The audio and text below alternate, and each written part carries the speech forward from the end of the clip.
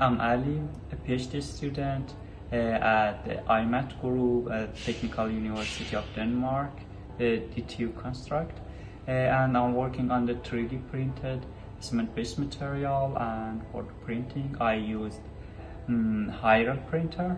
And in this film I want to talk about how we can print a sample with the Hyrel printer.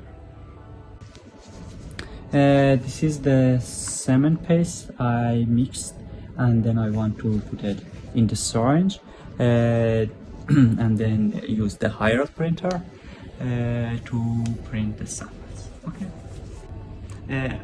I mount the syringe on the head, printed head. Then I want to start printing with with the program, with the Hyrel program.